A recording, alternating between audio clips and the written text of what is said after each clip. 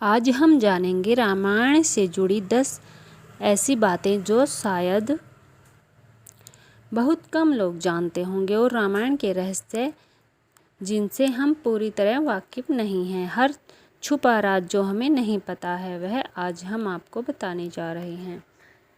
हम सब यह जानते हैं कि रामायण में राम जी के 3 भाई थे, लक्ष्मण, भरत और शत्रुघ्न। लेकिन ये बहुत कम लोग यह जानते हैं कि राम जी की एक बड़ी बहन भी थी जिसका नाम शांता था। पौराणिक कथा के अनुसार अंग देश के राजा की कोई संतान नहीं थी। जब उन्होंने अपना यह दुख राजा दशरथ के सामने बयां किया तब राजा दशरथ ने अपनी पुत्री शांता को अंग देश के राजा को गोद दे दिया था। रावण भगवान शिव का बहुत बड़ा भक्त था। शिव की तपस्या करते समय उसने अपने सिर की बलि दी थी और भगवान शिव ने खुश होकर रावण का सिर लौटा दिया था। ऐसा रावण ने 10 बार किया था और हर बार भगवान शिव ने उसे उसका सिर लौटा दिया था। अंत में भगवान शिव ने खुश होकर रावण को 10 सिर वरदान में दिए थे। शिवजी ने अपनी पत्नी पार्वती के कहने पर उनके लिए लंका नगरी बनवाई थी, लेकिन कुबेर ने भोलेनाथ की तपस्या की थी और वरदान में सोने की लंका मांग ली। रावण जो कुबेर का सौतेला भाई था उसने कुबेर से लंका छीन ली थी। पौराणिक कथा के अनुसार एक बार माता सीता सिंदूर लगा रही थी तो हनुमान जी ने पूछा कि माता आप रोज अपने माथे पर सिंदूर क्यों लगाती हैं। तो सीता माता ने बताया कि वह श्री राम की लंबी उम्र के लिए ऐसा करती है। यह सुनकर हनुमान जी ने अपने पूरे बदन पर सिंदूर लगा लिया। तब से उन्हें बजरंग बली कहा जाने लगा। हिंदी में बजरंग को सिंदूर कहा जाता है और इसी कारणवश उनका नाम बजरंग बली पड़ गया। आप लोग यह तो जानते हैं कि भगवान राम ने बाली का वध किया था, लेकिन शायद आप लोग यह नहीं जानते कि श्री राम जी का वध भी बाली ने किया था। जी हाँ, जरा जो बाली का अगला जन्म था उसमें भगवान श्री कृष्ण को अपने तीर से मारा था, क्योंकि राम अवतार में राम जी ने बाली को धोखे से मारा था, इसलिए जरा ने भी कृष्णा को मार दिया था। जी हाँ, यह सुनकर आपको आश्चर्य जरूर होगा, यह सत्य है। रावण ने शूर्पणखा के पति दुष्ट बुद्धि को युद्ध में मार दिया था, जिसकी वजह से शूर्पणखा ने मन ही मन रावण को श्राप दिया था कि रावण की मृत्यु का कारण एक स्त्री होगी। यह तो हम जानते हैं कि लक्ष्मण जी 14 साल तक वनवास में रहे, लेकिन यह बहुत कम लोग जानते हैं कि लक्ष्मण जी 14 साल के वनवास में एक बार भी नहीं सोए थे। लक्ष्मण जी ने सोने की देवी इंदिरा से वरदान लिया था कि उन्हें 14 साल तक नींद न आए, ताकि वह अपने बड़े भाई राम और सीता जी की सेवा हर पल कर सके, और उनके बदले की नींद उनकी पत्नी उर्मिला को दी थी। वह 14 साल तक सोती रही थी।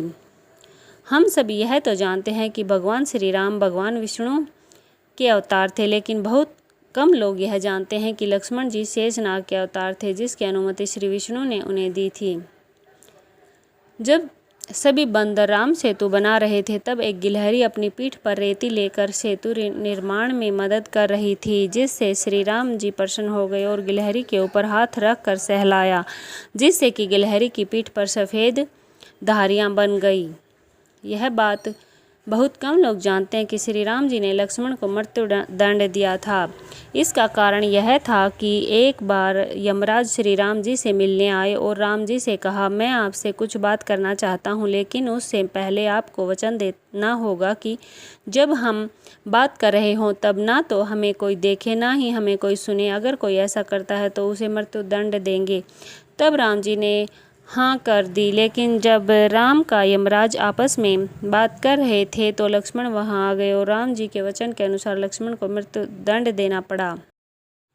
माता सीता को क्यों मिला वनवास? वनवास के दौरान श्री राम ने एक बंधक नामक श्रापित राक्षस का वध किया था। उसी ने राम को सुग्रीव से मित्रता करने का सुझाव दिया था।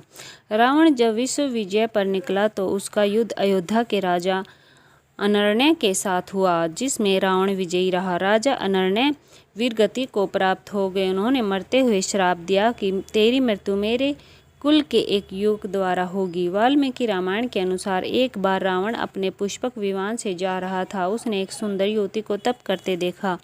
वह युवती वेदवती थी, जो भगवान विष्णु को पति के रूप में पाने के लिए तपस्या कर रही थी। रावण उस पर मोहित हो गया और उसे जबरदस्ती अपने साथ ले जाने का प्रयास करने लगा।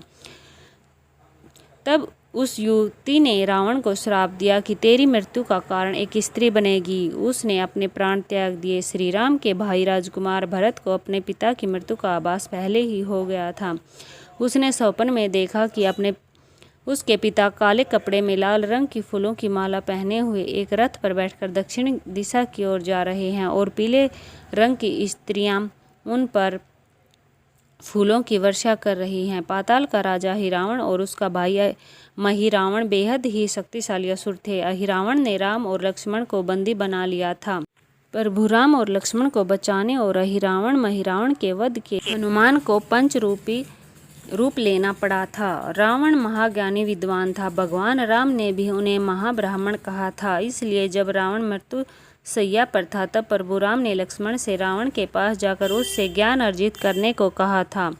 रावण जब अपने विश्व विजय अभियान पर था तो वह यमपुरी पहुंचा, जहां उसका युद्ध यमराज से हुआ। जब यमराज ने उस पर काल दंड का प्रहार करना चाहा तो ब्रह्मा जी ने उन्हें रोक दिया, क्योंकि वरदान के कारण रावण का वध किसी देवता द्वारा संभव नहीं था। माना जाता है कि गिलहरी के शरीर पर जो धारियां वे भगवान राम के आशीर्वाद के कारण है। जिस समय लंका पर आक्रमण करने के लिए राम सेतु का निर्माण हो रहा था, उस समय गिलहरी उस काम में मदद कर रही थी। ऐसी मान्यता है कि तब से उसके शरीर पर धारियां पड़ गई। राम रावण के युद्ध के दौरान भगवान राम के लिए इंद्र ने अपना रथ भेजा था, जिस पर बैठकर राम ने रावण का वध और युद्ध में विजय प्राप्त की थी। आपको जानकर हैरानी होगी कि श्री राम का अवतार एक पूर्ण अवतार नहीं माना जाता। श्री राम 14 कलाओं में पारंगत थे, जबकि श्री कृष्ण 16 कलाओं में पारंगत थे। ऐसा इसलिए था कि रावण को वरदान प्राप्त थे कि उसे कोई देवता नहीं मार सकता, इसका वध कोई मनुष्य ही कर सकता है। रामायण संस्कृत का महाकाव्य है, जो कवि वाल्मीकि द्वारा रचित है। इस महाकाव्य में 24,000 छंद हैं, जो 7 अध्याय या खंड में विभाजित हैं। पाठकों, अगर हम रामायण के हर 1000 छंद का पहला अक्षर लें तो जो 24 अक्षर हमें मिलते हैं वो मिलकर गायत्री मंत्र बनते हैं। श्री राम की माँ कौशल्या कौशल देश की राजकुमारी थी। इनके पिता का नाम सकौशल व माता का नाम अमृत प्रभा था। पूर्व जन्म में भगवान विष्णु ने कौशल्या को त्रेता युग में उनके गर्भ से जन्म लेने का वरदान दिया था। इसी कारण वो भगवान राम के रूप में इस धरती पर अवतरित हुए। रामायण के कई संस्करण हैं। इन्हीं में से एक आनंद रामायण के अनुसार रावण ने न केवल देवी सीता का अपहरण किया था, बल्कि कौशल्या का भी अपहरण किया था। ब्रह्मा जी ने रावण को जो पहले ही बता दिया था कि दशरथ और कौशल्या का पुत्र उसकी मृत्यु का कारण बनेगा। अपनी मृत्यु को टालने के लिए रावण ने कौशल्या का अपहरण कर उसे एक डिब्बे में बंद करके कौशल्या को एक समुद्र से घिरे द्वीप पर छोड़ दिया था। माना जाता है कि देवी सीता भगवान शिव के धनुष को बचपन से ही खेल खेल में उठा लेती थी और इसलिए उनके स्वयंवर में इस धनुष, जिसका नाम पिनाक था, उस पर तैंचा चढ़ाने की शर्त रखी गई थी। एक बार रावण जब भगवान शिव के दर्शन करने के लिए कैलाश पर्वत पर गए, उन्हें मार्ग में नंदी मिले, जिनको रावण ने वानर के मुंह वाला कहकर उसका उपहास उड़ाया। नंदी ने तब रावण को श्राप दिया था कि वानरों के कारण ही तुम्हारी मृत्यु होगी। आगे चलकर क्या हुआ ये तो सब जानते ही हैं। अपने विजय अभियान के दौरान रावण जब स्वर्ग पहुंचा तो वहां उसे रंभा नाम की एक अप्सरा मिली। रावण उस पर मोहित हो गया। रावण ने उसे छूने का प्रयास किया तो उसने कहा कि मैं आपके भाई कुबेर पुत्र नल कुबेर के लिए आरक्षित हूँ, इसलिए मैं आपकी पुत्र वधू के समान हूँ। पर रावण अपनी शक्ति में इतना चूर था कि उसने उसकी एक ना सुनी। जब नल कुबेर को इस बात का पता चला कि उसने रावण को श्राप दिया कि आज के बाद यदि रावण ने किसी पराई स्त्री को उसकी इच्छा के विरुद्ध छुआ तो उसके मस्तक के 100 टुकड़े हो जाएंगे। जिस दिन रावण सीता का अपहरण करके अशोक वाटिका में लाया था, उसी दिन ब्रह्मा ने एक विशेष खीर इंद्र के हाथों देवी सीता तक पहुंचाई थी। इंद्र ने देवी सीता के पहरे पर लगे राक्षसों को अपने प्रभाव से सुला दिया, जिसके बाद इंद्र ने देवी को वो दिव्य खीर दी, जिसे ग्रहण कर देवी सीता की भूख प्यास शांत हो गई और वो अशोक वाटिका में बिना कुछ भी खाए पिए रह सकी। रावण भगवान शिव का अनन्य भक्त था। भगवान शिव के भजन कीर्तन के लिए रावण ने एक बार अपनी बाजू काटकर उससे एक वाद्य यंत्र भी बनाया था जिसे रावण हट्टा का नाम मिला।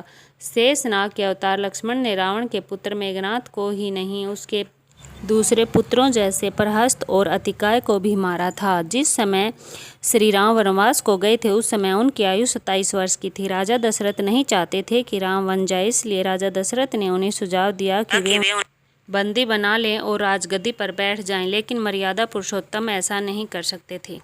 ऐसी अच्छी जानकारी के लिए हमारे चैनल को लाइक, शेयर और सब्सक्राइब करें। धन्यवाद।